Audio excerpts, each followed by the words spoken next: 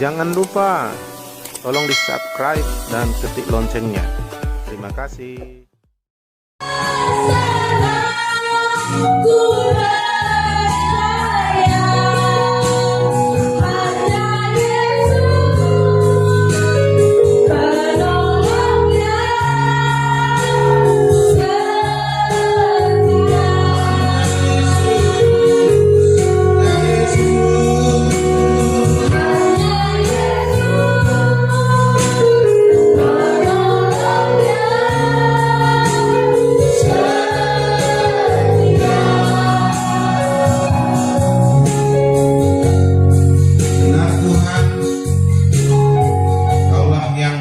Kami tanpa batas dengan kasih setia, bahkan kasih-Mu lebih besar dari dosa kami, pelanggaran kami. Kasih-Mu tak terhingga, olehnya Kau Tuhan mau mati bagi kami, sehingga kami selamat karena Kau mengasihi kami. Sebabnya Kau akan melakukan segala yang baik bagi kami, asal kami percaya dan datang kepadamu. Dan hari ini kami datang kepadamu. Tuhan, ampuni kami, sucikan, basuh dengan darah Yesus. Terima kami apa adanya dan pulihkan kami, berkati kami, ajari kami. Roh Kudus, tolong buka telinga rohani dan pengertian kami, supaya kami mendengar suara Tuhan dan mengerti dan melakukannya. Dan beri kami Tuhan telinga yang tajam, roh yang peka menangkap setiap perkataan-Mu. Maka berfirmanlah Tuhan, di dalam kuasa bimbingan Roh Kudus kami datang di hadirat-Mu untuk menerima firman-Mu yang akan mengubah kami. Dalam nama Yesus, tempat ini pun kami serahkan kepada Tuhan. Sucikan, kuduskan tempat ini dengan darah Yesus. Kami tolak segala sesuatu, roh jahat, iblis dan tipu daya kuasanya. Di dalam nama Yesus meninggalkan kami. Dan tempat ini hanya Tuhan di dalam Yesus yang berkuasa dan beracara bagi kami. Dalam Yesus kami siap, Tuhan. Yang siap boleh berkata amin. Shalom, silakan duduk. Haleluya. Berapa orang yang siap menerima firman? 38. Oh, semuanya. Puji Tuhan. Haleluya. Mendengar firman harus santai tapi seri dan terkendali.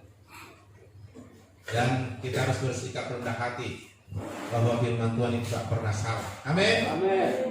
Ya, meskipun kadang nggak masuk akal ataupun kadang-kadang nggak cocok dengan keinginan kita, tapi kalau kita nikmati lebih manis dari madu. Amin. Haleluya. Obat itu kebanyakan pahit, tapi harus diminum, tapi akibatnya kita jadi sehat. Firman juga kadang-kadang seperti itu. Ya, makanya jangan pilih-pilih firman Tuhan sesuai dengan selera. Biarkanlah firman itu kita terima. Jangan perlu kita kurangi atau kita tambahi, karena firman itu sudah sempurna. Amin. Haleluya. Ada dua realita yang dihadapi oleh setiap orang dalam dunia ini. Realita maksudnya realnya, nyatanya hidupnya. Dan yang jelas realita itu bukan kebetulan. Apa? Bukan? Tidak ada kebetulan. Di dalam ilmu pengetahuan pun tidak ada teori kebetulan. Ya, selalu ada sebab akibat. Di Alkitab pun juga dikatakan tidak ada yang kebetulan. Ada disebut tabur tuai. Apa yang ditabur itu yang dituai. Cuma waktu ditabur ada proses untuk sampai ada hasil. Ya, jadi kadang-kadang ada orang, saudaraku, dia berkata orang itu Pak gak rajin ibadah, melanggar firman, nampaknya aman-aman aja. Ya, mungkin belum mengalami tuaian, tapi ada proses. Pasti apa yang ditabur pasti dituai. Haleluya. Jadi tidak ada yang kebetulan. Apa yang kita alami sekarang itu berhubungan dengan apa yang kita lakukan hari-hari yang lalu. Apa yang akan kita alami yang akan datang berhubungan dengan apa yang kita lakukan sekarang. Jadi tidak ada yang kebetulan. Dan semua ada waktunya. Kalau sawit ditanam mungkin 5 tahun baru buah. Ya, kalau cabai ditanam mungkin sebulan setengah baru buah, atau 4 bulan paling lama. Padi demikian juga. Semua ada waktunya. Yang jelas pasti ada hasilnya, ada buahnya. Haleluya. Jadi jangan suka pakai teori kebetulan atau nasib-nasiban, takdir, suratan tangan, seolah-olah kita bisa merubah dengan cara kita pergi ke dukun, dengan cara kita, saudaraku, lakukan sesuatu yang diajarkan oleh orang-orang yang tidak percaya Tuhan. Tidak. Untuk merubah realita hidup kita itu tergantung daripada respon keputusan kita. Ya, apa yang kita responi dan putuskan itu akan menentukan bagaimana kita hidup. Kalau kita lakukan yang salah, akibatnya pasti salah. Yang salah itu tidak pernah membawa kebahagiaan. Tapi kalau kita lakukan firman yang adalah kebenaran yang sempurna, maka akibatnya sesuai kehendak Tuhan. Haleluya. Kehendak Tuhan semua baik, karena Tuhan adalah Allah yang maha baik. Semua yang baik sumbernya dari Allah. Lalu kenapa terjadi dalam hidup kita hal yang buruk? Dan itu bukan kehendak Tuhan, tetapi diizinkan Tuhan. Apa? Ya, adakah orang tua yang mengasihi anaknya menghendaki anaknya susah? Menghendaki anaknya mencuri? Menghendaki anaknya jadi mengambil keputusan yang salah? Tidak. Maka sering kita ingatkan, kita bahkan marahi, bahkan kita pukul karena kita nggak setuju. Tetapi orang itu punya kehendak bebas, dan kita nggak bisa, saudaraku, mengontrol dia sepenuh karena dia bukan robot. Demikian juga kita bukan robotnya Tuhan. Kita punya kehendak bebas. Maka kehendak bebas inilah yang harus kita pakai, memutuskan apa yang harus kita lakukan.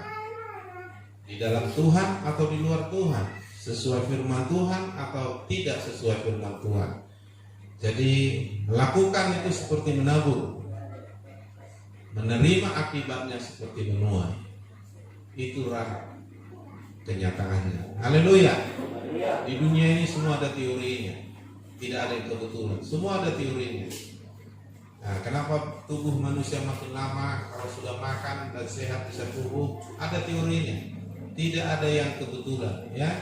Jadi nggak usah saudara pergi ke dukun untuk menanyakan bagaimana masa depanmu, untuk menanyakan bagaimana nasibmu, bahkan merubah nasibmu, tidak. Keputusan yang baik membawa kau kepada hal yang baik. Keputusan untuk melakukan yang salah membawa kita kepada kemerosotan, hal-hal yang tidak baik. Maka judul khotbah hari ini adalah akibat ketaatan pada Tuhan. Apa? Semua ada akibat yang kita lakukan. Akibat melakukan dosa sudah jelas, berupa dosa maut. Akibat melakukan kesalahan-kesalahan dalam hidup ini, kegagalan dan banyak hal yang tidak enak, tidak baik. Ya, tetapi Tuhan bilang, berbahagialah orang yang mendengar dan melakukan firman Tuhan. Haleluya. Jadi tergantung keputusan kita, dan keputusan kita lah nanti yang membawa kita kepada Tuhan atau bukan kepada Tuhan. Jadi ada realita di dalam Tuhan, ada realita di luar Tuhan.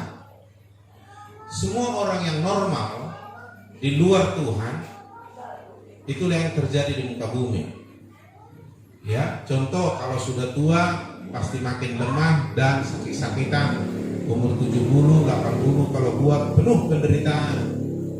Itulah realita di dunia. Iya kan? Dan secara teori bisa dibuktikan. Tetapi ada realita dalam Tuhan. Bisa nggak mati kita langsung diangkat ke surga seperti Elia dan Henokh? Atau setidak-tidaknya seumur hidup kita bisa sehat, minimal umur 120 tahun. Nah, jadi kita tinggal tahu sehingga kita mau kepada realita hidup yang seperti apa. Kalau dunia dengan segala yang di dalamnya menuju kebinasaan, kemerosotan. Tapi orang yang melakukan firman Tuhan akan hidup selama-lamanya. Amin. Ya. Jalan orang benar atau hidup mengikuti Yesus semakin terang sampai seperti rembang tengah hari. Tapi realita di dunia, hidup manusia hebatnya berkembang sehebat-hebatnya seperti mekar, seperti bunga di padang. mekar indah, luar biasa, harum, cantik. Tapi sebentar layu karena terik matahari dan gugur lalu busuk hilang. Begitulah keadaan manusia di dunia ini. Jadi realita dunia atau realita di dalam Yesus, inilah yang mau kita putuskan. Salah kita memilih dan mengambil keputusan, akibatnya kepada kita. Sayangnya bukan kepada kita aja, kepada anak cucu kita. Adam dan Hawa salah mengambil keputusan. Tuhan bilang jangan makan buah pohon pengetahuan baik dan jahat. Itu menggambarkan mentaati Tuhan atau tidak sama sekali. Tapi mereka digoda sama iblis, lalu mereka mulai meresponi, akhirnya mengambil keputusan coba-coba makan buah yang dilarang Tuhan alias melanggar firman. Akibatnya sejak itulah keluarga Adam dan dunia rusak. Semua keturunan manusia jadi berdosa. Tapi Yesus melahirkan kita kembali menjadi keturunannya, lahir dari Allah. Ketika kita percaya pada Yesus, bertobat, minta ampun dan menyerahkan hidup kepada Tuhan, kita dilahirkan kembali. Bukan sebagai keturunan Adam yang mewarisi dosa, tapi keturunan Yesus yang disebut anak Allah untuk mewarisi kerajaan Allah. Haleluya. Nah, itu juga keputusan. Bertobat itu keputusan. Itu sebabnya hari ini dengarkan akibat ketaatan kepada Tuhan. Kalau akibat ketidaktaatan, saya pikir sudah kita alami berpuluh-puluh tahun. Nah, mari saudara, untuk kita mengalami realita dalam Tuhan, maka inilah yang harus kita lakukan. Ulangan 28 ayat 1 saya bacakan sambil tampilkan juga di ini. Saudara bisa catat juga, nanti ulang di rumah. Ya, kalau saya share ini nanti di YouTube, boleh saudara nanti lihat di YouTube saya. Karena firman ini perlu diulang. Sepandai-pandai saudara mendengar saya khotbah dengan konsentrasi, paling lebih 30% saudara dapat. Maka harus direnungkan siang malam supaya maksimal, ya. Ulangan 28 ayat 1. Jika engkau baik-baik mendengar suara Tuhan, kehidupan kita yang paling penting dan paling kita usahakan adalah mendengar baik-baik suara Tuhan. Ini awal kesuksesan. Inilah awal kekristenan kita yang sungguh-sungguh berhasil. Dan kalau kita bisa mulai ini, yang lain menjadi bisa nanti. Ini kunci awal. Kalau ada orang pandai bilang langkah awal adalah awal dari kesuksesan. Jadi orang gak pernah melangkah, maka sebenarnya dia sudah menyiapkan dirinya gagal. Nah, ini awalnya, mendengar baik-baik suara Tuhan. Ada kata baik-baik karena ada orang mendengar suara Tuhan gak baik-baik, asal-asalan, sekedar-sekedar, gak fokus, gak respon. Apa buktinya orang gak respon, gak sungguh-sungguh mendengar suara Tuhan, gak baik-baik mendengar suara Tuhan? Jawabnya, dia tidak mengerti firman yang didengar. Awas saudara, kalau kau setiap dengar khotbah, setiap kebaktian ada firman disampaikan, kau tidak mengerti, itu bukan karena kurang jenius, bukan kurang tinggi sekolahmu masalahnya, bukan. Karena ini gak ada ukuran tinggi rendah sekolah. Ini respon hati. Karena firman itu roh, dan roh yang bisa menangkap. Kalau ilmu pengetahuan oke lah, matematika, roh jenis otak, bukan? Ya, makanya orang tak sekolah pun bisa masuk surga dan tinggi kedudukan di surga. Karena dia mengerti firman yang didengar, karena dia merespon dengan baik secara hatinya sepenuh. Mendengar baik-baik suara Tuhan, sampai mendengar suara Tuhan. Dan orang yang mendengar baik-baik akan mengerti firman Tuhan. Orang yang mendengar baik-baik firman Tuhan akan menikmati firman Tuhan. Firman itu lebih enak dari apapun kalau sempat bisa dinikmati. Bahkan dikatakan berbahagia hatiku ketika aku berjumpa dengan firman-Mu. Lebih manis dari madu, memberi pengertian, membuat aku lebih berhikmat dari orang berpengalaman. Itu firman luar biasa. Lebih mahal daripada emas tua. Tak ada yang menyamainya. Nah saudaraku, itu kalau sudah sampai mendengar firman Tuhan baik-baik, dia akan mengerti firman Tuhan.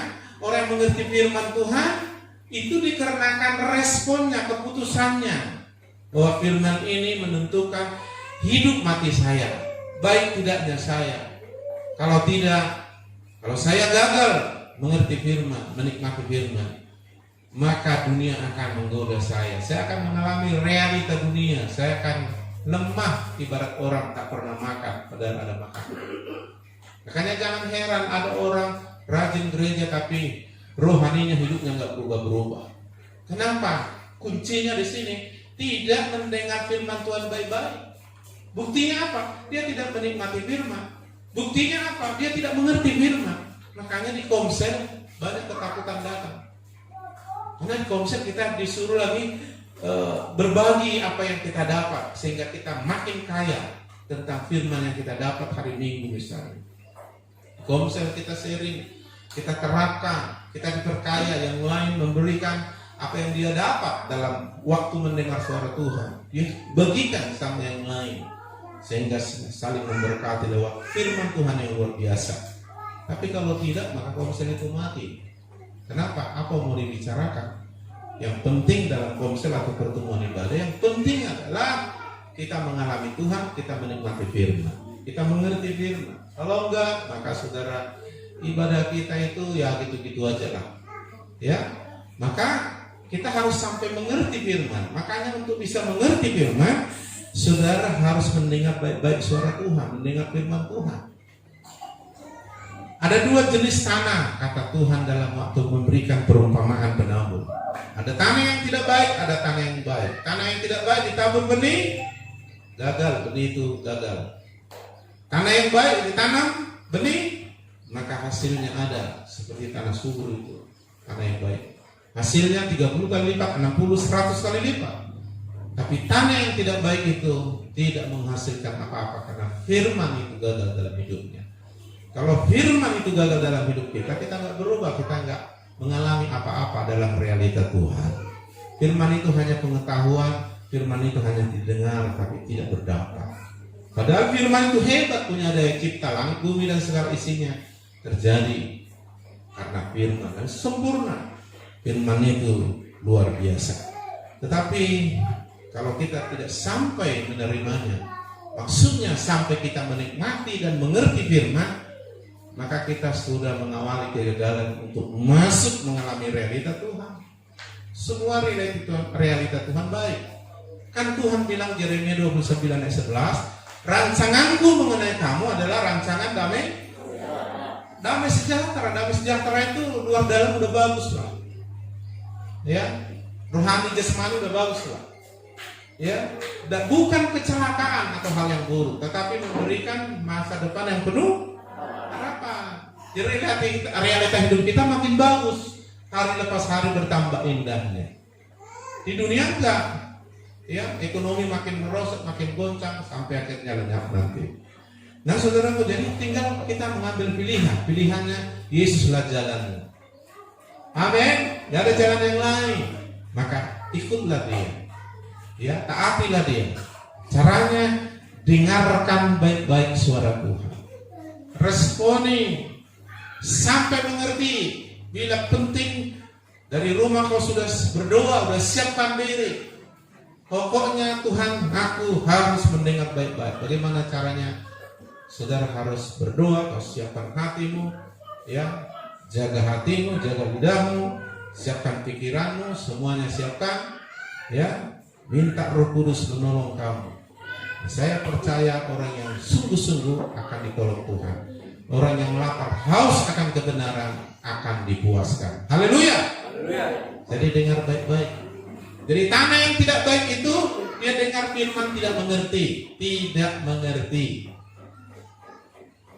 Karena dia responnya buruk, tidak baik. Semut lewat, semut dilihatnya. Cecak lewat, cecak dilihatnya. Ya, di rantau sudah kami larang itu. Karena kami evaluasi, banyak saudaraku orang gak sungguh-sungguh mendengar firman. Kita tujuan utama beribadah untuk mengalami Tuhan. Tujuan kita berutama supaya berhasil mengalami Tuhan, dengar baik-baik suara Tuhan. Makanya perlu persiapan, karena iblis akan coba membuat saudara jangan sampai sungguh-sungguh dengar firman. Makanya saudara ada istilah, kalau saudara di rumah nggak bisa tidur, datang ke gereja bisa tidur. Iya kan? Iya, enak tidur. Ya, kalau firman Tuhan nggak kita bisa nikmati, bosan kita, apalagi lebih setengah jam. Udah panas itu kursi. Iya kan? Udah gelisah, pikiran udah kemana-mana. Iya. Kami larang itu orang tua, kalau nggak bisa dididik anaknya tertib dalam gedung gereja, ibadah, ajar di rumah, kalau nggak suruh di luar. Kadang-kadang ibu-ibu mau, saudaraku, alasannya bayinya ini gitu.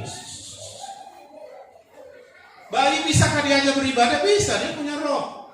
Anakku, kalau beribadah kau diamnya, hadirat Tuhan, kau menyembah dengan rohmu. Otaknya sih nangkap, rohnya nangkap. Haleluya. Iya, diajari beribadah. Ya, sehingga dia tenang, dia menikmati hadirat sambil ngompel gitu. Bisa. Asal jangan orang tuanya memang nggak ada niat beribadah juga. Ya. Jadi kita suruh, jangan jadi gara-gara bayinya. Ada lagi saudaraku, ya kan? Suaminya khotbah di depan, ya kan? Istrinya bosan dengar khotbah suaminya, nggak tahu lah saya. Padahal firman itu yang penting, bukan soal suami atau siapa, ya kan? Lalu pergi keluar, dulu cakap alasannya anaknya. Cuma melihat, akhirnya datang yang lain yang punya anak kecil juga. Itu aja si tante gitu. Keluar, ngerumpi orang itu di luar sementara khotbah suaminya. Kan gawat saudara. Lalu kita secara pribadi larang itu, nggak boleh gitu. Nggak menghormati Tuhan. Presiden aja kalau pidato kita keluar masuk. Saya pikir pas pampres akan marah, tolong Bu, tertib ya. Ya, satu kehormatan kalau kita bisa diundang oleh presiden, ya kan? Duduk mendengarkan dia. Demikian juga satu kehormatan saudara bisa hadir di sini. Haleluya. Karena ada rencana baiknya Tuhan. Makanya dengarkan apa sebenarnya maunya Tuhan melalui firman yang kita dengar baik-baik sampai mengerti.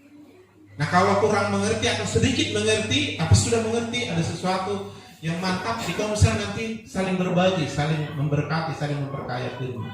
Sehingga tadinya 30% dapat, tapi karena dibagikan si A, si B, si C, si D, akhirnya dia tambah 80%. Itu gunanya komsel. Kenapa komsel itu? Bukan soal apa di rumah siapa nanti snack makan apa enggak, mie goma enggak, kue enggak. Nah, itu persoalannya. Ya kan? Oh, di rumah si Anu lah, kalau di rumah si Anu enak itu, suka memberi, sukanya mereka bikin menunya enak itu. Nah, rame-rame saudara.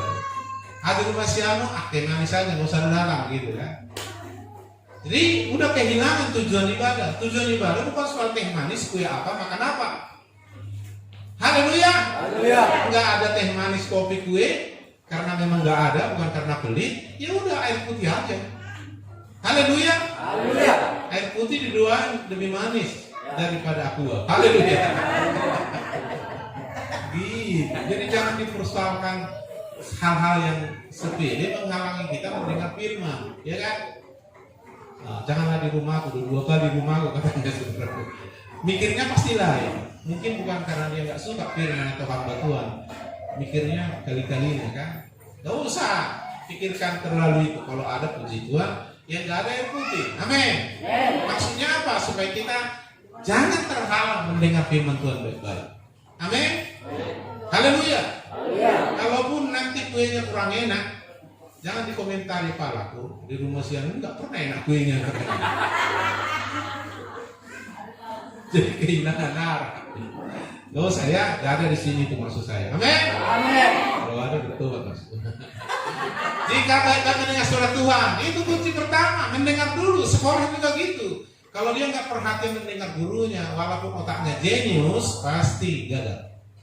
Apalagi pelajaran eksak, pelajaran fisika, kimia, matematika. Kalau nggak betul-betul mata melotot dengar, makanya kejam-kejam itu guru matematika, fisika, kejam-kejam. Karena kalau sempat tidak diperhatikan, nggak akan mengerti. Kalau sudah tidak mengerti, nggak akan bisa mengerjakan soal. Nah, kalau sudah bisa mengerjakan soal, nggak ada sekolah. Nah, demikian juga kita. Kalau kita nggak mendengar baik-baik, konsentrasi, respon bagus, nggak akan mengerti firman. Udah gagal. Oh, rajin dia datang ibadah, gagal. Karena tujuan ibadah untuk berjumpa dengan Tuhan melalui firman yang kita nikmati. Nah, firman itu dia sendiri. Haleluya. Nah, kalau sudah mengerti firman, itu tanah subur. Firman itu akan bekerja. Firman itu hidup. Akan membersihkan hati kita. Kamu bersih karena firman. Firman yang kau simpan dalam hatimu membuat engkau tetap steril, tidak berbuat dosa. Kau simpan janjimu dalam hatimu supaya kau jangan berdosa. Dan firman itu saking enak, itu terekam di bawah sadar dan alam sadar kita. Kalau kita belum terekam firman itu di alam bawah sadar, itu belum berubah kita. Karena alam sadar kita ini bisa nangkis-nangkis firman. Tapi kalau sampai meresap ke alam bawah sadar, sampai mimpi pun mimpi firman, saudara. Bukan mimpi hantu, saudara. Nah, saudara yang dikasih Tuhan, makanya harus meresap. Ibarat makanan, jangan hanya enak di lidah. Tapi kalau ada orang gak enak di lidah, pasti dimintakan juga mau makan, kan? Oke lah, firman itu kita dengar sungguh-sungguh enak. Tapi bukan hanya enak di lidah, manis, garamnya apa semua. Tapi begitu masuk di dalam perut kita, kan dicerna, kan? Lalu akhirnya tumbuhlah kita, tambah besar, tambah kuat, tambah sehat. Demikian juga firman, kita nikmati enak karena kita baik-baik mendengar. Lalu firman itu masuk dalam hati kita. Lalu dicerna, firman itu hidup. Akhirnya membuat iman kita tambah, sukacita kita tambah, dan sebagainya kita bertumbuh. Itu awal. Kesulitan orang melakukan firman di kunci pertama, tidak mendengar baik-baik. Kalau tidak mengerti menikmati firman, nggak bakalan dilakukan. Iman timbul dari mendengar firman. Haleluya. Lalu jangan hanya punya iman, enak rasa, tapi harus dicerna jadi kehidupan, menjadi realita. Yang kedua, dan melakukan dengan setia segala perintahnya. Kalau sudah menikmati firman, kalau sudah mengerti firman, melakukannya lebih mudah. Kalau sudah mengerti apa yang dijelaskan oleh guru matematika, maka anak kita lebih gampang menjawab pertanyaan. Kita yang ujian minggu depan, ya Bu, yang tidak mendengar, nggak mengerti, udah gemetaran, kapan lagi, jauh lagi, nggak sekolah lagi, gitu. Tapi bagi orang yang ini dia mau membuktikan, udah mengerti. Ujiannya yang mana Bu? Itu matematika yang sudah kita pelajari minggu ini ya. Kita nanti ujian lagi, bab ini. Ya Bu, dia udah paham, waktu dijelaskan udah paham. Makanya ujian dia datang, semangat dia. Begitu dapat pertanyaan, oh ini sudah kepelajaran, udah ngerti. Ya jawab dengan senang, mukanya senyum karena dia tahu. Hidup ini pun begitu. Kalau udah mengerti firman, begitu disuruh melakukan, menghadapi ujian masalah, bersenang dia karena sudah ada firman yang menjadi jawaban. Haleluya. Makanya firman itu membuat kita berhasil dan beruntung. Keberhasilan yang sesungguhnya kalau sampai kita bisa melakukan firman. Tapi untuk bisa melakukan firman, saudara, kunci pertamanya harus mendengar baik-baik suara Tuhan. Karena orang mendengar baik-baik suara Tuhan akan menikmati firman, akan mengerti firman. Orang yang mengerti firman dan menikmati firman, kalau orang komunis bilang kecanduan agama. Orang kecanduan itu ketagihan. Maka sampai renungkan firman siang dan ketagihan. Kayak orang baru-baru ini saya rawat orang narkoba, saudara. Sampai sakau. Tapi karena kawannya udah pada mati karena narkoba, ada yang sudah ditangkap polisi, dia pun ketakutan, orang tuanya pun diskusi dengan saya suruh datang ke Rantau. Kita kasih firman yang luar biasa, lebih daripada obat yang dikasih. Ya, akhirnya dia dalam tempo 1 bulan lepas sehat. Bilang lanjut kau ibadah, tujuan ibadah seperti itu. Nah, saudara, hebat itu firman. Amin. Lebih hebat dari obat-obat yang saudara beli. Mahal itu. Firman tak ada tandingannya. Dan firman ini menentukan hidup kita yang baik. Oleh sebab itu, kalau sudah mengerti firman, menikmati firman, dia sudah suka melakukannya, merenungkannya, suka. Haleluya.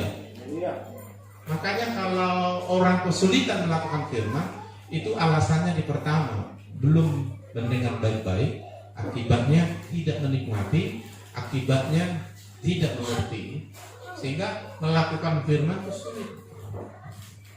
Itu. Tapi coba orang yang sudah menikmati firman, ibarat anak yang sudah tahu apa yang dijelaskan gurunya. Gurunya bilang, ujian kita ya, siap. Yang lain ketakutan. Maka saudara, orang-orang yang percaya, yang sudah mendengar firman baik-baik, timbul iman. Begitu ada tantangan, dia tinggal melangkah. Tak, iman dan perbuatan, hasilnya anugerah, keselamatan dan sebagainya. Haleluya. Imanmu mengalahkan dunia. Menang, berhasil, naik level, bertumbuh rohaninya. Maka yang kedua, lakukanlah firman yang kita dengar. Setiap firman yang kita dengar itu membawa realita hidup kita. Karena firman iya dan amin. Apa yang dikatakan Tuhan pasti terjadi. Waktu Tuhan berkata kepada cakrawala, jadilah langit bumi, jadi. Waktu Tuhan berfirman sama kita, tak kita dengar baik, tak kita lakukan, jadi. Langit bumi bisa goncang, tapi firman tak pernah gagal. Pasti terjadi. Lakukan firman, terima akibatnya. Lakukan firman, terima akibatnya. Selalu perintah Tuhan, janji Tuhan satu paket. Kita lakukan perintah Tuhan, janji Tuhan terjadi. Kita lakukan perintah Tuhan, janji Tuhan terjadi. Segera Tuhan mau melakukan janjinya, maka segera juga lakukan firman-Nya. Iman tanpa perbuatan mati, gak ada hasil. Mana ada hasil pohon yang mati. Demikian juga iman tanpa perbuatan mati, gak ada hasil. Maka ketika kita dengar suara Tuhan, mati mengerti, timbul iman. Satu langkah lagi, lakukanlah, hidupilah selaraslah dengan firman itu. Maka apa yang terjadi? Jadilah seperti imanmu. Haleluya. Haleluya. Jadi yang pertama, dengar baik-baik suara Tuhan. Akibatnya kau akan melakukan firman dengan enak. Akibatnya janji Tuhan langsung terjadi. Haleluya. Oleh bilur-bilurnya kamu sembuh. Lalu kamu mendengar firman ini, meresponi, mengerti, masuk ke dalamnya, timbul iman, melangkah, datang pada Yesus, berdoa, minta kesembuhan. Jadi, karena setiap firman yang kita lakukan, taati, kita dibawa ke dalam realita Tuhan, kita akan mengalami janji Tuhan. Segera, tak ada yang bisa menggagalkannya. Nah, saya ajak kita lihat apa yang terjadi di akhir zaman dan apa yang terjadi dengan orang melakukan firman. Wahyu 3:10, dengarkan baik-baik. Ini akibat-akibat. Kuncinya saya sudah beritahu, dengarkan baik-baik. Wahyu 3:10, karena engkau menuruti firmanku. Ya, dia mentaati firman yang didengar. Untuk tekun menantikan aku, maka aku pun akan melindungi engkau dari hari pencobaan yang akan datang atas seluruh dunia, untuk mencobai mereka yang diam di bumi. Pencobaan itu akan datang. Tuhan izinkan. Iblis bekerja, tentu pada batas tertentu. Walaupun Tuhan tidak kehendaki pencobaan itu kena sama kita, tapi Tuhan izinkan. Tetapi meskipun pencobaan datang atas seluruh orang di muka bumi, orang yang menuruti firman-Nya, yang tekun menantikan Dia, dilindungi Tuhan. Haleluya. Iya. Datang malapetaka, roboh semua 10.000 sebelah kiri kita, 15.000, 10.000 di sebelah kanan kita. Gak kena sama kita. Kita hanya lihat realita dunia. Kita alami realita Tuhan karena kita menuruti firman-Nya. Kita lihat dengan mata sendiri. Mereka mengalami pencobaan, tapi karena kita mentaati firman, terus menantikan Tuhan, janji Tuhan, akibatnya janji Tuhan ini akan terjadi, menjadi realita. Gak kena karena Tuhan melindungi. Haleluya. Ada tembus sama kita itu kalau Tuhan melindungi. Nah, kalau saudara mau dilindungi Tuhan, ekonomimu, keluargamu, kesehatanmu, semuanya, maka mari taati firman. Filipi 2 ayat yang ke-8. Tuhan Yesus juga memberi kita contoh teladan yang sempurna. Dan dalam keadaan sebagai manusia, ia telah merendahkan dirinya dan taat sampai mati, bahkan sampai mati di kayu salib. Ketaatan kita harganya sampai nyawa, sampai mati. Berapa harganya? Sampai? Kalau mati karena mentaati Tuhan, itu masuk surga. Tapi mati karena dosa masuk neraka. Makanya hidup bagiku Kristus, mati keuntungan, walaupun kita tidak mau cari mati. Jadi ukuran ketaatan kita harganya sampai nyawa, sampai mati. Kasih contoh misalnya Daniel.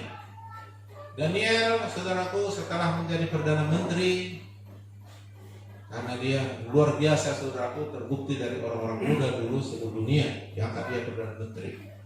Tapi orang-orang penduduk setempat iri dan tidak suka. Masa bukan penduduk asli menjadi pengatur kita, dipolitikilah untuk menjatuhkan dia. Dicari yang lain, tidak hanya ini, bahwa lawan politiknya si Daniel tahu, si Daniel ini suka berdoa kepada Jehovah, Yahweh yang disembah oleh nenek moyang mereka orang Israel. Nah, sementara negara ini tidak menyembah Yahweh, tidak menyembah Allah, menyembah patung yang dewa yang disembah oleh raja. Adalah menghasut Tuhan. Ada yang gak taat di negeri ini kepada Tuhan. Teslah, keluarkanlah perintah harus menyembah dan berdoa di depan patung raja, di dewa, di depan dewa-dewa yang disembah oleh raja. Keluarkan perintah, semua harus beribadah, semua harus berdoa kepada dewa dan di depan patung. Kalau tidak, hukuman mati. Keluarlah perintah itu. Lalu lawan politik ini sudah memperhatikan Daniel.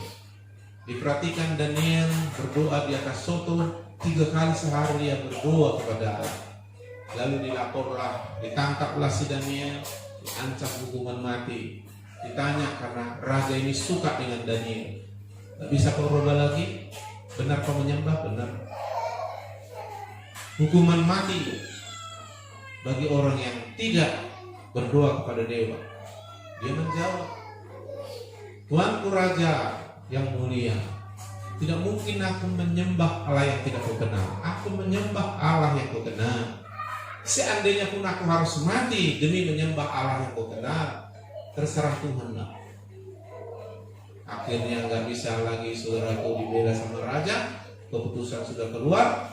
Akhirnya dihukum mati. Masukkan ke gua singa untuk dihukum mati, untuk dibunuh dan dimakan oleh singa. Dasar orang mentaati itu nggak bisa hancur selama dia masuk gua singa. Singanya nggak bisa. Malah dari gua singa Tuhan mengangkat dia kembali menjadi Perdana Menteri. 3 kali raja ganti karena mati, dia tetap Perdana Menteri. Dan Tuhan gak pernah turun naik dia. Haleluya. Tapi kalau mentaati firman, inilah realita kita. Makanya lagu kita apa? Hari lepas hari. Amin. Amin. Sadrak Mesak Abednego juga gak menyembah patung. Kasih apa-apa gak mau menyembah. 3 orang ini gak mau menyembah. Yang lain takut mati. Tetapi Sadrak Mesak Abednego, kawannya si Daniel ini, kalaupun harus mati yang penting mentaati Tuhan daripada hidup tidak mentaati Tuhan. Gitu prinsipnya. Kenapa? Orang ini udah dengar firman, udah ngerti. Lalu akhirnya gak mau menyembah. Ditanya sama raja, kenapa gak menyembah? Kami menyembah Tuhan yang kami kenal. Seandainya pun Tuhan tidak menyelamatkan kami dari api ini Tuhan, kami tidak akan menyembah. Marah Tuhannya. Mana ada Tuhan selain ini yang kami sembah katanya. Panaskan 7 kali lipat. Kalau saudara belajar fisika 7 kali lipat, api itu udah titik lebur besi. Besi dimasukkan langsung jadi bubur. Masukkan orang yang memasukkan itu yang terbakar, yang dimasukkan Sadrak Mesak Abednego terbakar, tapi talinya aja. Dianya sampai rambutnya pun tak ada yang terbakar satu pun. Malah diangkat menjadi menteri koordinator dari tungku api yang panas 7 kali lipat. Itulah realita dalam Tuhan. Makanya jangan takut dengan pencobaan, jangan takut dengan tantangan. Asal kau mentaati firman, kau pasti menang. Tantangan masalah itu jadi berkat, membawa kau naik kelas. Tapi kalau tidak, tantangan itu akan membuat kau rusak, terus jatuh. Makanya oleh iman kita mengalahkan dunia. Iman itu datang dari mendengar dan melakukan firman. Haleluya. Makanya Yosua 1 ayat 8 dikatakan begini. Yosua 1 ayat 8. Jangan engkau lupa memperkatakan kitab Taurat, maksudnya firman. Makanya ngomongin, ketemu nanti sharing. Kita rencana ke depan akan buat namanya Habruta. Ada teman kita untuk bersama bertumbuh, minimal 2, bisa 3. Nanti Pak Gembala di sini akan menerangkan itu apa Habruta. Kalau saudara nggak ikut Habruta, makin lama makin lirik saudara nanti. Tapi kalau ikut, Tuhan Yesus membuat itu dulu 12 murid pakai Habruta, maka muridnya hebat-hebat saudara. Begitu dilepaskan luar biasa. Tetapi renungkanlah firman itu siang dan malam, supaya engkau bertindak hati-hati sesuai dengan segala yang tertulis di dalamnya. Dengan demikian apa? Perjalananmu apa? Berhasil. Bisakah orang menggagalkan kita? Tidak bisa, karena firman itu berjanji. Tuhan berjanji. Gak bisa digagalkan firman. Jadi bukan karena hebat kita, karena firman dalam diri kita yang kita hidupi membuat kita berhasil dan beruntung. Kamu yang jualan gak usah perlu minta tong laris sampai dukun. Lakukan aja firman, laris. Padahal lawan di Ranto Merapat ada pedagang, saya ajari begitu, laris. Meskipun tidak jualan hari Minggu. Karena firman tidak bisa dibatalkan. Asal kita taati terjadi. Gak usah pakai penglaris. Ada jemaat kita marga Sitinjak, ayah harus lebih kamu penglaris. Orang belum buat dasar sampai siang, dia udah berkerumun terus. Di mana penglaris itu? Yesus kata, semuanya tahu orang Yesus kata. Saya nggak tahu rahasianya, ini rahasianya. Haleluya. Berhasil dan beruntung. Mari kita lihat Markus 16 ayat 15 dan 20. Markus 16, ini akibat mentaati Tuhan. Lalu Yesus berkata kepada mereka, murid-muridnya, ayat 16. Tuhan perintahkan begini, Tuhan berfirman, mereka dengar baik, mereka melakukannya. Pergilah ke seluruh dunia, beritakanlah Injil ke segala makhluk. Ayat 20, mereka mentaatinya. Mereka pun pergilah memberitakan Injil ke segala penjuru, dan Tuhan turut bekerja. Firman itu dilakukan, Tuhan janji itu dilakukan. Turut bekerja dan meneguhkan firman. Firman itu dengan tanda-tanda yang menyertainya. Kalau melakukan firman, Tuhan bekerja melakukan janjinya. Kalau tidak melakukan firman, Tuhan menunggu sampai kau melakukan. Artinya tidak terjadi apa-apa. Amin. Amin. Nah, aku bicara tentang uang. Haleluya. Bisakah anak Tuhan kaya? Bisa kaya kali? Jangan bilang, jangan apa, karena uang akan kejahatan. Bukan uang akan kejahatan. 1 Timotius 3:6 ayat 10 bilang, cinta uang yang akan kejahatan. Amin. Cinta, sikap kita yang salah terhadap uang. Cinta Yesus mendatangkan berkat. Cinta uang akan segala kejahatan. Ingin cepat kaya itu cinta uang. Tahu saya ingin cepat kaya, ingin mengenal Tuhan lebih dalam, itu membuat kita nggak salah. Nah, saya akan bicara bagaimana caranya kau mentaati Tuhan tentang masalah keuangan, dan Tuhan kasih janji. Haleluya. Misalnya Amsal 3 ayat 9 dan 10. Amsal 3 ayat 9 dan 10, muliakanlah Tuhan dengan hartamu. Hormati Tuhan dengan hartamu. Bersyukurlah pada Tuhan dengan hartamu. Akuilah Tuhan yang memberkati kau punya harta. Itu maksudnya. Dengan hasil pertamamu, dengan gaji pertamamu, dengan ulu hasil pertama dari penghasilanmu. Maka lumbung-lumbungmu akan diisi penuh sampai apa? melimpah. Tidak cukup, melimpah. Dan bencana pemerahan meluap dengan air buah. Maliaki 3:10. Nah, semua udah dengar ini, tapi kalau nggak baik-baik nggak ngerti nanti, makanya nggak dilakukan. Ayat 10, Maliaki 3:10 dapat? Ya. Bawalah seluruh persembahan persepuluhan ke rumah terbendahara. Rumah Tuhan ada bendahara. Bawalah persembahan apa? Persepuluhan, sepersepuluh dari berkat yang Tuhan beri kepadamu. Bawa ke rumah Tuhan. Sebenarnya kita yang sudah ditebus oleh Tuhan, dibayar dengan nyawanya, darahnya, hidup kita ini milik Tuhan. Kalau enggak udah susah kita. Mungkin enggak hidup sampai sekarang lagi kita. Dan sudah pasti masuk neraka. Tapi Tuhan tebus kita dengan harga lunas. Nyawanya bukan uang, perak, emas. Sebenarnya hidup kita ini miliknya. Makanya suka-suka dia harusnya sama kita. Tapi dia tidak memaksa. Dia hanya berfirman supaya kita mentaatinya. Lalu Tuhan bilang, oke, kelolahlah 90%, 10% balikkan sama aku, bawa ke rumah perbendaharaan. Supaya apa? Ada persediaan makanan di rumahku. Di rumah Tuhan kita diberi makan secara rohani. Rohani kita yang paling penting dari jasmani. Kalau rohani sudah bagus, semua sudah bagus. Rohani ini dalam bahasa sehari-hari hati. Hati ini sumber. Jagalah hatimu dengan segala karena dari mana? Dari sini. Rusak hatimu, hidupmu sudah rusak. Walaupun di luar nampaknya cantik, enggak. Ini. Makanya saudaraku, saudara harus dapat makan, minum yang bergizi di rumah rohani. Inilah rumah rohani, diberi pemulihan dari segala macam. Jadi melalui persembahan itu, kau sedang mempersiapkan makanan di rumah rohani. Maaf kalau saya bilang begini, banyak orang kurus, lemah rohani imannya karena tak pernah makan di rumah rohani. Karena tidak ada persediaan makanan di rumah rohani. Saudara kalau mau pergi ke restoran makan enak-enak, bayar enggak?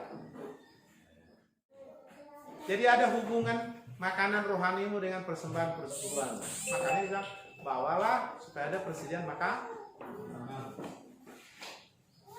Bisa-bisa saudara yang nggak bawa persekutuan itu belum makan sampai sekarang.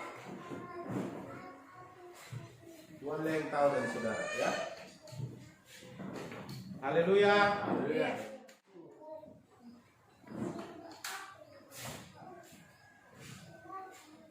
Saya mau tanya, memang agak sensitif karena bicara uang, tapi nggak apa-apa.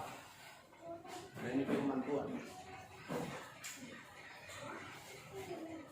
Kalau uang masalah bagi kita, kita sedang bermasalah.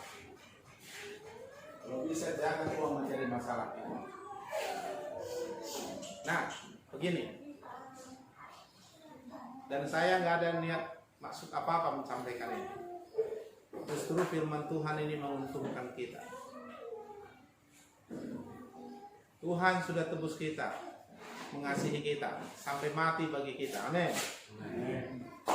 Kenapa Tuhan mau mati bagi kita, menebus kita? Gara-gara apa? Apakah ada yang mau diambil dari kita? Seperti engkau orang tua, misalnya anakmu mulai kecil sekolahkan sampai baju tak sempat, demi anak-anakmu kau berjuang. Kau di lapangan sana digigit nyamuk, panas, bertani, kena hujan untuk anakmu berhasil. Kira-kira adanya enggak nih? Nanti kalau anakku ini berhasil, aku bilang sama dia, bangun rumah, beli aku mobil. Gak ada kan? Hanya kau senang kalau anakmu bahagia, anakmu berhasil. Haleluya. Itu kasih orang tua sama anak. Nah, kasih Tuhan sama kita, ya, ditebusnya kita, susah payah menderita sampai mati demi keselamatan kita. Kira-kira dia mati mengasihi kita gara-gara apa mau diambilnya dari kita? Apa mau diambilnya? Karena kau ganteng, pintar kali, terhormat, bakalan kau kasih persepuluhan, bakalan kau kasih banyak hartamu, itukah maka Tuhan mau mati bagimu? Apa alasannya Tuhan mengasihimu sampai mati dia bagimu? Apa alasannya? Supaya kau ada yang diambilnya darimu? Jadi untuk apa Tuhan uang kau itu? Itu maksud saya. Apakah kalau Tuhan diberi uang persepuluhan, persembahan banyak-banyak, Tuhan makin kaya? Kalau kita nggak beri, saking pelitnya kita untuk kita semua, Tuhan makin miskin. Kalau kita nggak percaya Yesus Tuhan, kita murtad, apakah dia berubah jadi tidak Tuhan atau dia tetap Tuhan? Jadi jangan pernah salahkan Tuhan. Tuhan nggak pernah salah. Kita kasih persembahan kita ini untuk apa dia? Tapi dia bilang, kalau kau tabur uang, kau tuai uang sesuai firman-Ku janjiku. Kau memuliakan aku dengan hartamu, isi melimpah. Kau bawa persembahan di rumahku persepuluhanmu, persediaan makananmu. Kembali ke kita, malah 30, 60, 100 kali lipat kembali kepadamu. Tuhan gak pernah berutang kepada kita, karena dia sumber. Kita yang bisa berutang, kalau Tuhan gak pernah bisa berutang.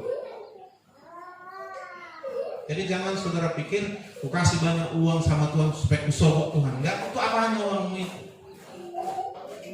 Dan dia mengasihimu tanpa alasan. Bukan karena kaya, sudah baik, sudah ganteng, terhormat, tidak. Dan bukan karena ada yang mau diambilnya darimu, karena dia serba ada. Jadi kenapa Tuhan menderita sampai menyerahkan nyawanya? Jawabnya, dia mengasihimu tanpa syarat. Maka kasihilah Tuhan tanpa syarat. Amin. Taatilah Tuhan tanpa syarat. Kenapa? Karena aku mengasihi Tuhan seperti Tuhan mengasihi saya. Itu aja alasan hidup ini dalam mengikut Tuhan. Haleluya. Ujilah aku. Belum ada ayat yang lain Tuhan suruh kita menguji. Tapi gara-gara kita ini sulit kali dalam hal ini, maka dia bilang uji aku. Dalam hal yang lain nggak boleh kita uji Tuhan. Tapi dalam hal ini ujilah aku. Karena dia tahu kita ini sulit sekali. Matematika kita itu hebat. Sampai nggak laku dengan Tuhan dalam. Firman Tuhan semesta alam, apakah aku tidak membukakan bagimu tingkap-tingkap langit dan mencurahkan berkat kepadamu sampai berlimpah? Sanggupkah Tuhan memberkati kita sampai berlimpah? Bagaimana caranya? Muliakan Tuhan dengan hartamu. Kasanat di Batak lewat hartamu. Bawalah miliknya, 10% itu miliknya, semuanya miliknya. Kelola 90 milik, kasih. Dan ada persediaan makanan di rumah. Lalu lihatlah, berkati kau melimpah-limpah. Jadi lakukan ini bukan karena menyogok Tuhan. Tuhan nggak bisa disogok. Lakukan ini karena mentaati Tuhan. Karena kau percaya pada Tuhan. Tabur tuh. Haleluya. Jadi jangan, nggak ada tendensi. Oh ini Pak Malon ya, makanya nggak ada lagi uangnya itu ya, nggak ada urusan. Saya pun harus melakukannya. Amin. Taati firman, terima janjinya. Kita dilindungi harta kita, nggak dimakan belalang pelahap. Inilah pola keuangan dalam kerajaan Allah yang tak tergoncang. Kita nggak akan pernah kena krisis moneter. Dampak dari corona orang udah krisis sekarang. Tapi anak Tuhan yang mentaati firman, realita Tuhan, janji Tuhan. Yang penting taati Tuhan. Tuhan gak butuh uangmu. Tapi ketika Tuhan berfirman tentang keuanganmu, taati ini karena kau percaya. Dan lihatlah kabur Tuhan ini. Dan Tuhan segera melakukan janjinya. Segera seperti kau segera melakukannya. Haleluya. Keuangan kita aman. Amin. Bahkan sampai melimpah-limpah. Saya puji Tuhan, masih aman juga. keuangan saya karena saya tetap percaya dan melakukan firman Tuhan. Masih aman. Padahal dampaknya dalam virus corona ini hebat. Lihat juga di sini dampaknya hebat. Gak tahu saudara sebagian aman-aman aja. Itu soal uang. Ini penting. Nah, kalau kau bermasalah dengan uang, kau sedang bermasalah dengan hidupmu. Kita harus merdeka dalam keuangan di dalam Yesus.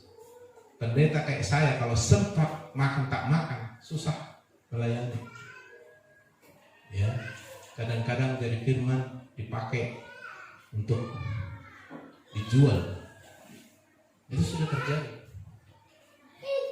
Nah, kalau itu kan udah bahaya. Makanya untunglah pendetamu ini tidak punya kesulitan. Karena memang kita tak usah bermasalah dengan uang. Haleluya. Haleluya. Jadi menjadi kaya tidak masalah. Ingin cepat kaya, cinta uang itu yang masalah. Maka muliakan Tuhan supaya jangan bermasalah kau dengan uang, harta. Amin.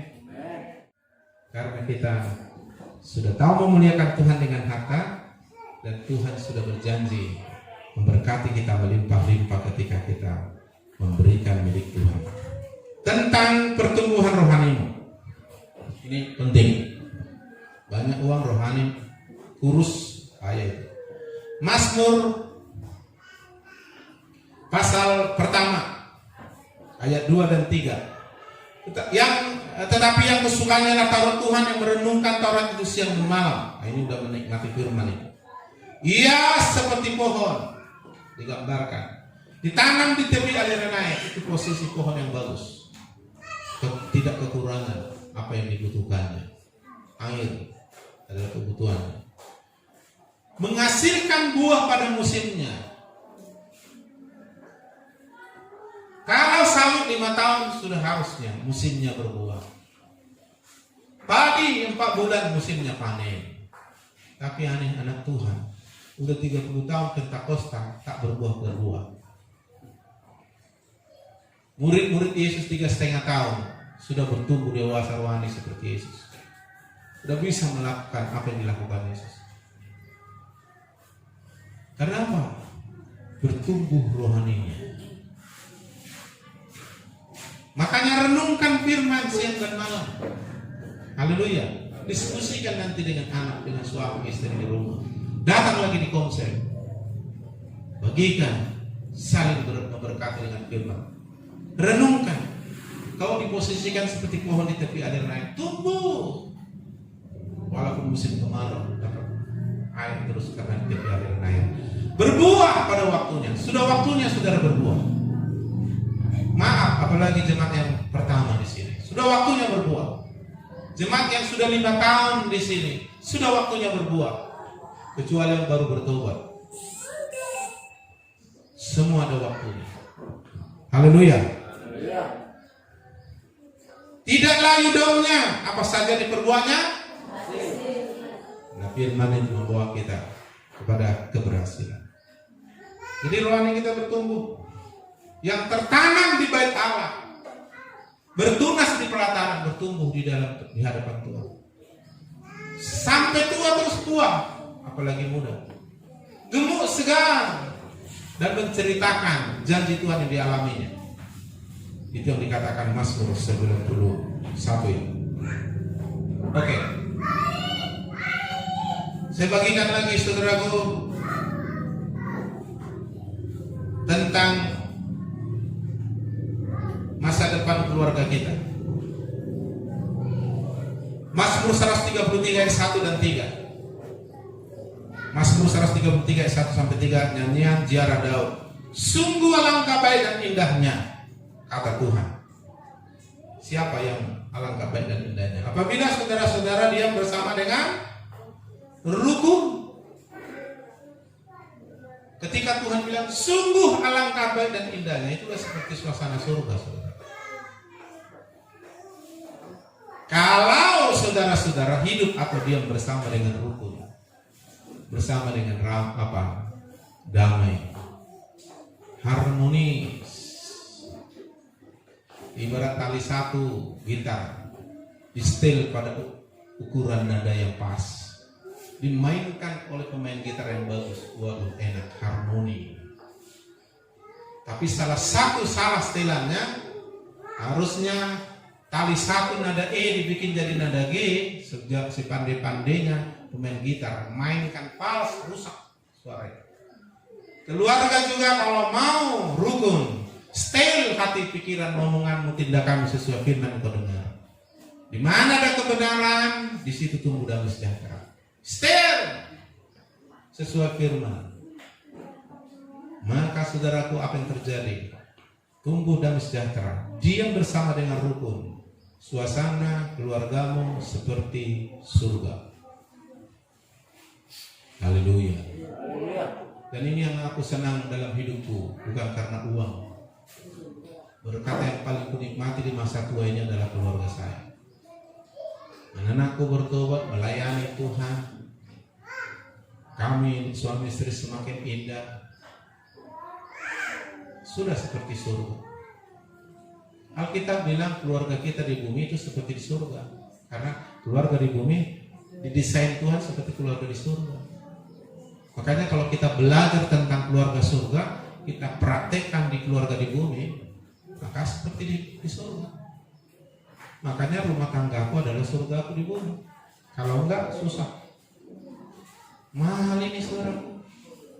Dan Yesus bisa menciptakan ini kalau saudara mendengar baik-baik firman, melakukannya.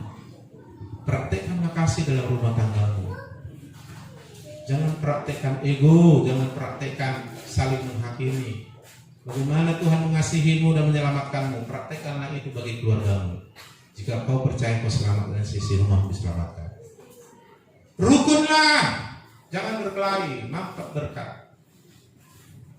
Dan kita lihat ayat yang ketiga. Seperti embun Hermon yang turun ke gunung-gunung Sion. Gunung Sion itu gundul, gersang, jarang hujan. Tak ada pohon-pohon di sana. Tapi kalau rukun, Tuhan perintahkan embun seperti embun gunung Hermon ke gunung Sion, sehingga gunung Sion itu gunung yang jadi subur. Seperti itulah keluarga kita didandani Tuhan. Sebab kesanalah Tuhan memerintahkan apa? Berkat dan kehidupan selamanya. Terberkati. Saya saksikan kami dulu menikah tidak ada apa-apa, dari nol. Kebetulan orang tua saya sangat mengerti karena saya Pentakosta. Lalu dimusuhinya saya karena dipikirnya saya sudah gila. Karena saya, saudaraku, tidak mau jadi ITB tapi jadi pendeta Pentakosta. Marah dia. Tak mau jadi jaksa, jadi pendeta Pentakosta. Marah dia. Nabi belum retik dari musuhi saya. Saya anak kedua dari 7 bersaudara. Saking talaknya, dendamnya, kebetulan waktu anak muda lihat kelakuannya nggak bagus dengan mama, saya pukul dia, jadi makin dendam dia. Maka waktu kami menikah, 1 gelas pun tak dikasih penjayan, jangankan uang 10 juta, 1 gelas. Kasihan, kadang-kadang aku lihat waktu itu, tapi aku berharap sama Tuhan. Istriku waktu kos punya tempat tidur papan dan tikar pandan. Itulah harta kami, kontrak rumah. Tapi kutemukan ayat ini. Kalau suami istri rukun, anak-anak rukun, berkat datang dari Tuhan. Mungkin dari orang tua enggak, karena dia salah mengerti. Yang akhirnya orang tua saya semua bertobat. Ya, diberkati. Makanya jangan mau berkelahi. Apapun alasannya jangan berkelahi. Ada kelemahan, ada kekurangan, oke. Namanya kita belum sempurna, hanya Tuhan yang bisa menyempurnakannya. Maka hiduplah dalam Tuhan. Di luar Tuhan kita makin jelek, makin rusak. Jangan coba ubah suamimu, karena kau tak bisa mengubah dia, karena kau bukan Tuhan. Kau hanya bisa membantu dia berubah, bawa doakan, praktekkan kasih pada dia. Itu sudah cukup. Haleluya. Jangan balas yang salah dengan salah, tetapi ampunilah, lakukanlah firman, mengasihilah di antara kamu. Di dalam ketidaksempurnaan, firman praktekkan, maka ada pengampunan, ada damai sejahtera, ada kerukunan. Kerukunan itu membuat berkat datang, kehidupan diperintahkan, sehingga seperti firman Tuhan dalam hidup kita, sampai sungguh alangkah baik dan indah. Haleluya. Maka ciptakan surga di rumah tangga. Prakteknya apa? Enggak mesti harus rumahnya pakai granit, enggak mesti gitu. Bukan itu ukuran kebahagiaan. Saya tanya sama saudara, kalau kau kaya raya sudah pasti bahagia? Sudah? Banyak orang kaya raya bukan bahagia kan? Bukan salah dengan kekayaan, tetapi sebenarnya bukan di situ. Alkitab bilang dalam kitab Pengkhotbah, bisakah manusia menikmati hidup di luar Tuhan? Nah, saya beritahu sama saudara, orang yang diberkati Tuhan di muka bumi, gak usah dulu bicara hartanya berapa rekening di banknya, gak usah. Ini aja kamu dapat, kamu sudah lebih kaya dari orang kaya. Apa itu? Makan enak. Banyak orang gak bisa makan enak. Mana makanan yang paling tak enak sedunia itu yang bisa dimakan? Makan enak. Yang kedua, tidur enak. Orang kaya banyak harus makan, tidur baru bisa tidur. Yang ketiga, badan sehat. Nah, ini udah diberkati ini. Dan itu semua kalau keluarga rukun. Jadi jangan mau berkelahi Bapak Ibu ya. Haleluya. Jangan sosok kau harus berubah. Kita aja pun nggak bisa berubah dari kita kan. Bukan maksudnya kita kompromi kan. Tetaplah merepet, tetaplah hidup merepet. Bukan itu maksudnya. Bilang aja nggak boleh gitu. Ngomong kita itu harus berkah gitu aja. Akses rohani kita memang harus firman. Kalau mau tumbuh damai, di luar firman, melanggar firman, tak ada damai sejahtera. Sudah rukun, sudah diberkati sudah. Dan kami diberkati, punya anak 4, diberkati dengan kesehatan, diberkati semua. Makan ikan asin pakai daun ubi pun mantap. Apalagi sudah doakan.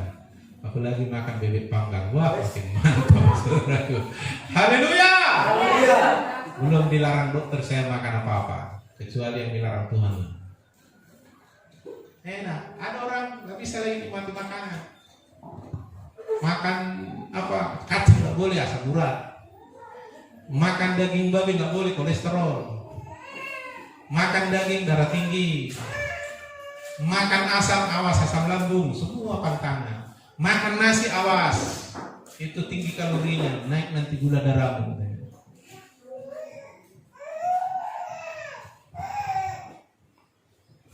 Amin. Setuju Bapak Ibu jangan mau berkelahi?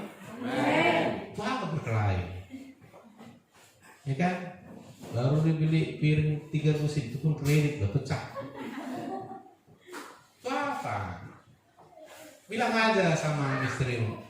Sebenarnya dari dulu aku cinta samamu. Jangan kurangi cintaku gara-gara merepetmu ya Bu, cantik, bilang aja. Iya kan? Sebenarnya karena kau kejar-kejar dulu suamiku yang ganteng, cinta aku. Tapi jangan mau lah ya suamiku yang ganteng. Jadi kurang nanti cinta aku, bilang aja. Itu kan bahasa yang enak kan? Haleluya. Karena kalau kau mabuk jangan. Akunya yang membangun rumah ini bagi 2 kita katanya. Dibelah rumahnya. Gak usah saudaraku. Apalagi kita kan gak bisa cerai lagi kan? Haleluya. Kalau ada niat saudara mau cerai, gak boleh. Saya kasih ancaman. Ancaman. Kalau kau cerai nikah lagi masuk neraka. Bisa cerai kecuali oleh kematian. Jadi jangan ada niat cerai. Cerailah kita. Lu tahu nggak Bu ini kau cerailah kita. Tak boleh cerai. Kau udah sumpah di depan pendeta dulu. Nah sudah disiram boroso, disiram niham. Tapi Pak susah. Ya ada kesalahan, perbaiki, datang sama Tuhan, datang ke gereja. Praktekkan firman, ada damai sejahtera, berkat datang. Amin. Kalau soal ada kurang-kurangnya, Tuhan sendiri menerima kita yang banyak kurangnya. Siapa pula kita lebih hebat dari Tuhan? Amin. Jangan berkelahi ya. Apalagi sudah umur 40 ke atas, ngapain berkelahi kalian? Ya? Udah 50 ke atas berkelahi, kayak saya sama istri saya berkelahi lagi. Apa hubungan itu lagi? Mau kemana?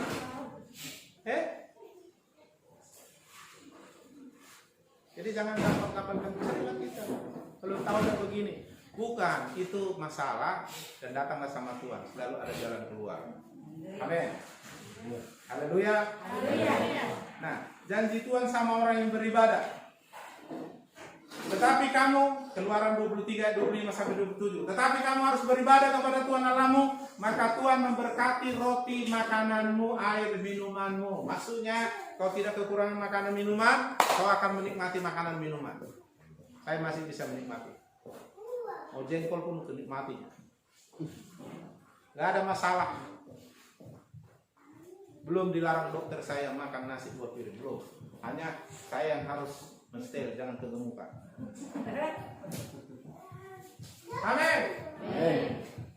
Jadi kalau ada orang udah banyak pantangannya dikasih dokter, asam urat lah, asam lambung lah, darah tinggi lah, gula lah, nah, nanti kita doain terus di sini. Di rumah Tuhan ada kesembuhan. Amin. Karena ada Tuhan di tengah kita. Haleluya. Ya Pak Simbol makin sehat. Haleluya. Apalagi makin taat sama Tuhan. Waduh, makin diberkati. Itu janji Tuhan ya. Diberkati roti makanan minum. Kujauhkan penyakit dari tengah-tengahmu. Penyakit datang. Virus corona sudah mulai ditemukan vaksin walaupun belum 100%. Ajaib. Tetapi sudah muncul lagi virus model baru. Penyakit itu kayak apa itu? Kayak teknologi. Dulu saya Nokia, terus muncul lagi. Udah muncul lagi. Penyakit itu begitu muncul, udah habis. Belum habis virus corona, udah datang lagi kata virus apa lagi itu. Tapi ingat, Tuhan bilang menjauhkan semua penyakit darimu. Saya puji Tuhan, 7 gereja di PD Pemulihan RC belum ada yang kena virus corona. Haleluya. Itu bukan karena baiknya kita. Padahal kita mulai dari bulan 3 ditutup gereja semua, kita masih ibadah. Bukan maksudku kita mau melawan pemerintah, tetap jaga protokol kesehatan, tapi kita jaga pun kalau Tuhan nggak jaga kita, jebol juga buktinya dokter. Jebol. Presiden udah dijaga, udah ada dokter spesialis kena. Tapi kalau Tuhan menjaga walaupun kita sedikit lalai, dilindungi. Haleluya. Dijauhkan penyakit. Kalau baru udah sehat apa lagi? Tinggal cari uang. Kalau sakit ngabisin uang. Jadi gereja cuma kesembuhan. Amin. Jadi dulu tahun-tahun yang akan datang kalau kita sudah dipulihkan, orang-orang sakit semua datang ke sini. Lalu disembuhkan di sini melalui saya dan saudara. Karena Tuhan mau memakai kita. Amin. Makanya taati dulu firman Tuhan. Dikatakan saudaraku, tidak ada di negerimu perempuan yang keguguran dan mandul. Maksudnya diberkati kandungan kita atau anak kita. Aku akan menggenapkan tahun umurmu. Kalau Tuhan sudah tetapkan kita 100 tahun sehat. Nah, aku doa jangan ada mati dengan penuh penderitaan. Ada orang mati seperti gini tangan nggak bisa diginikan. Mau mati aja ngeri kali dia harus buka seng. Tapi ada jemaat kita meninggal tunggu berdoa dulu. Kumpul anaknya berdoa.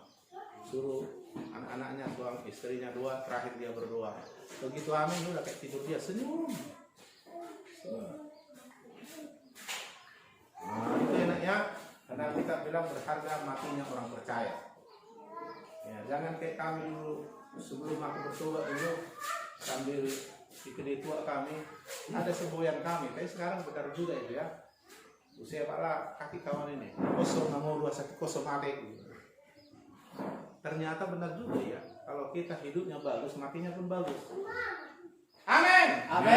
Jadi jangan sampai matinya mengerikan karena hidupnya pun mengerikan ya. Ada cerita kawan polisi yang suka minta-minta uang di jalan itu sampai matinya pun begini.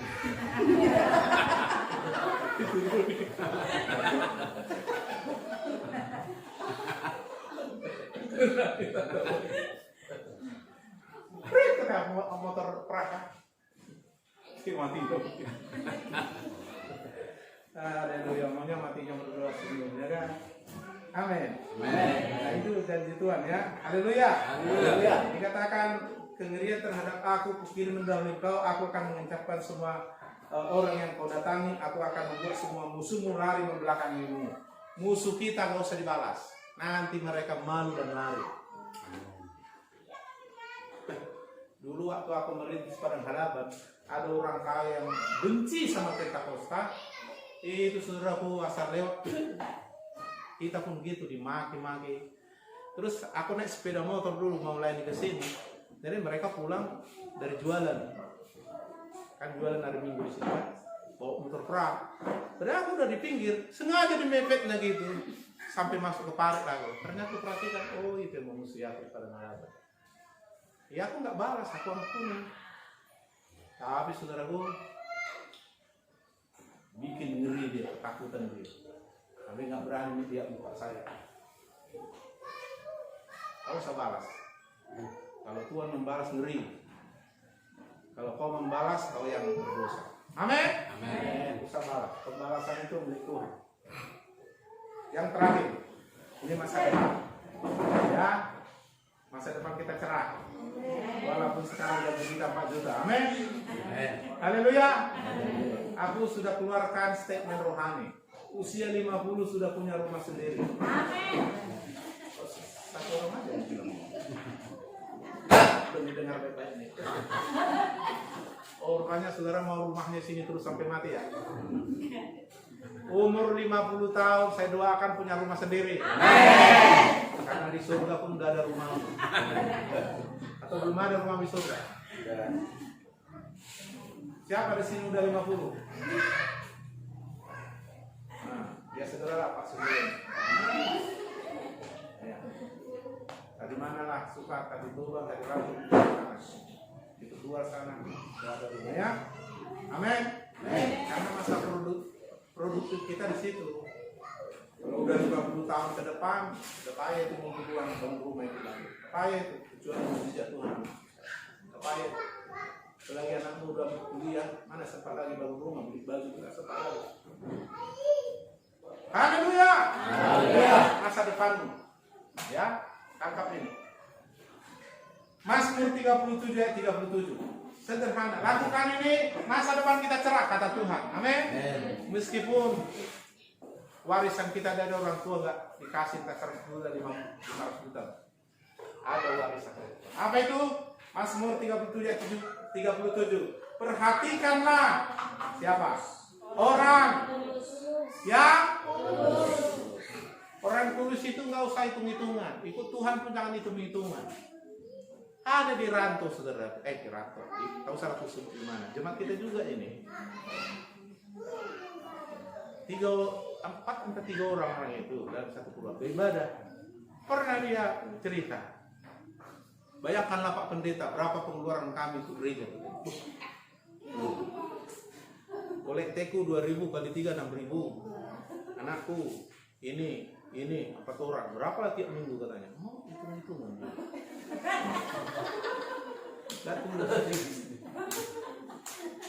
Kalau aku bantu Pak siapa harus tulus. Amin. Amin. Jangan egois sekali. Kalau maksudnya namanya kan tulus, nggak hitung-hitungan maksudnya. Apalagi pakai bonus kasih. Amin. Amin. Iya, jadi tulus. Orang tulus itu ditambah lihatlah kepada orang jujur. Jujur itu sulit kadang-kadang menurut logika kita. Sebenarnya enggak. Kenapa payah orang jujur? Karena dia hitung-hitungan juga, enggak tulus. Kalau jujur aku malu aku, apa kata orang? Kalau jujur aku enggak untung aku katanya. modalnya 10.000 dibilangnya 15.000. Ya udahlah, coba dasar untung 1.000 lah, 16.000 lah katanya. Padahal modalnya 10. Gak usah. Untung ya untung aja. Yang penting jujur. Amin. Bohong hanya bisa ditutupi dengan bohong. Tapi menyelesaikan kebohongan adalah jujur. Sekali jujur, akibatnya bagus. Sekali bohong, ditutupi dengan kebohongan. Jangan mau bohong. Haleluya. Ada masa depan orang bohong, percayalah. Ya, cuma jangan berkali-kali. Kalau aku jujur Pak, rugilah aku. Nah, kadang-kadang sekali jujur. Saya kasih contoh logikanya begini. Kita udah tahu nggak tahu. Orang nggak tahu itu diistilahkan kasarnya bodoh, iya kan? Dia nggak tahu. Misalnya main handphone dia nggak tahu membuka Facebook. Tapi karena dia gengsi, nggak jujur, nggak mau ngaku ya, memang nggak tahu. Tapi karena harga diri, masa? Lalu dia pura-pura tahu, pura-pura pandai. Bisa nggak buka WA? Ah, bisa. Sehingga dia nggak pernah belajar.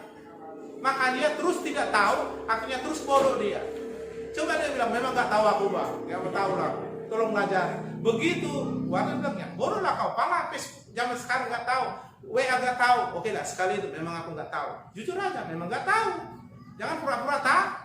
Jangan dia bodoh pura-pura pandai. Ya bodoh yang ngaku aja bodoh gitu.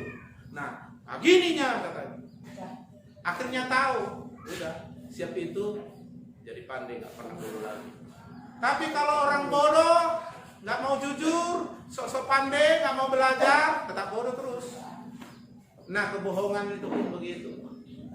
Jangan takut rugi demi kejujuran. Amin. Akhirnya bagi orang yang jujur, yang tulus, satu lagi apa? Sebab kepada orang suka damai akan ada tulus, jujur, suka damai, punya masa depan. Haleluya. Tulus melayani, jujur melayani, suka damai, artinya tidak suka bertengkar. Sudah pasti masa depan. Yang bilang ini siapa? Tuhan. Bisakah Tuhan melakukannya? Adakah orang bisa menghalanginya? Masa depanmu cerah. Tapi ini. Haleluya. Jadi tulus. Saya pun melayani kamu ini tulus. Ya, kalaupun ada sedikit ada tuduhan. Itulah Pak Malam itu, orang kaya didatangi orang miskin, enggak sebenarnya. Hanya kebetulan aja, ya. Ya, jadi tulus saja. Enggak ada hitung-hitungan. Amin.